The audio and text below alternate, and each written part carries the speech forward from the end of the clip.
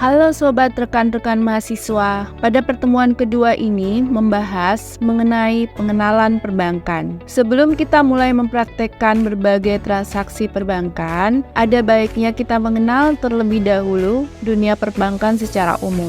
Dalam video ini kita akan membahas berbagai jenis bank, produk perbankan, dan fungsi-fungsi bank dalam perekonomian. Pengetahuan ini akan menjadi dasar yang kuat untuk praktikum selanjutnya. Tujuan pembelajaran pada pertemuan kali ini adalah untuk memberikan penjelasan secara garis besar mengenai bank serta produk dan layanan bank. Mari kita mulai dari memahami definisi bank. Sesuai Undang-Undang Nomor 10 Tahun 1998 tentang perbankan menyebutkan bahwa bank adalah badan usaha yang menghimpun dana dari masyarakat dalam bentuk simpanan dan menyalurkannya kepada masyarakat dalam bentuk kredit dan atau bentuk lainnya dalam rangka meningkatkan taraf hidup rakyat banyak. Adapun jenis bank pada industri perbankan di Indonesia ada 3, yaitu bank umum, bank perkreditan rakyat, dan bank syariah. Mari kita bahas tentang bank umum. Bank yang menjalankan aktivitas operasional secara konvensional atau berdasarkan prinsip syariah dengan fungsi utama menghimpun dana dan menyalurkannya dalam bentuk kredit atau investasi. Bank umum menawarkan berbagai produk perbankan seperti tabungan, deposito, giro,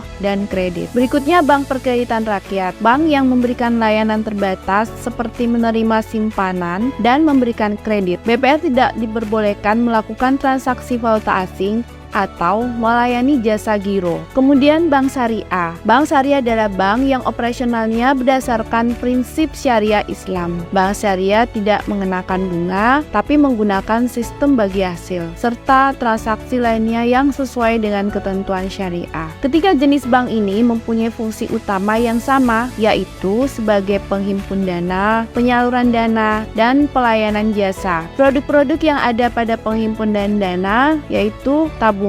Tabungan adalah produk simpanan yang mudah diakses oleh nasabah untuk keperluan transaksi sehari-hari. Biasanya dilengkapi dengan kartu ATM, fasilitas internet banking, dan mobile banking. Produk yang kedua adalah deposito, yaitu simpanan berjangka yang hanya bisa diambil pada waktu tertentu sesuai perjanjian. Deposito memberikan bunga lebih tinggi dibandingkan tabungan biasa. Untuk giro, yaitu simpanan yang diperuntukkan bagi keperluan bisnis, di mana nasabah dapat melakukan penarikan melalui cek atau biljet giro. Biasanya digunakan oleh perusahaan. Untuk produk penyaluran dana yang tersedia adalah kredit konsumsi, yaitu kredit yang diberikan kepada individu untuk keperluan pribadi seperti KPR atau kredit kepemilikan rumah, kredit kendaraan bermotor, dan kredit tanpa agunan. Yang lainnya adalah kredit usaha, yaitu kredit yang diberikan untuk keperluan pengembangan bisnis, termasuk kredit usaha mikro, kecil, dan menengah. Kemudian kredit modal kerja,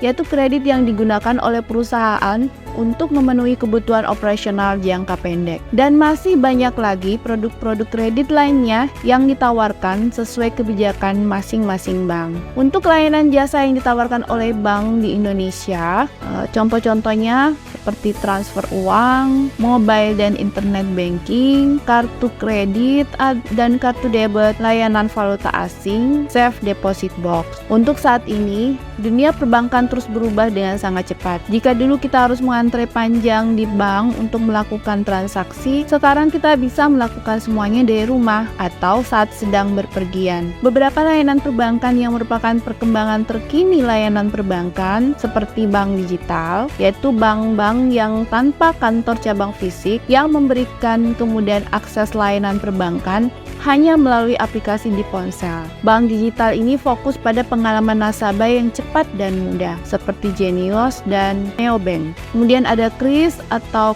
Quick Response Code Indonesian Standard, sistem pembayaran berbasis QR Code yang memudahkan pembayaran non-tunai secara instan hanya dengan memindai kode QR. KRIS sudah diterapkan di berbagai merchant di seluruh Indonesia. Yang lainnya adalah layanan fintech dan kolaborasi bank. Kolaborasi antara bank dengan perusahaan fintech untuk memperluas layanan keuangan seperti dompet digital atau e-wallet, pinjaman online, dan sistem pembayaran digital. Demikian materi tentang pengenalan perbankan.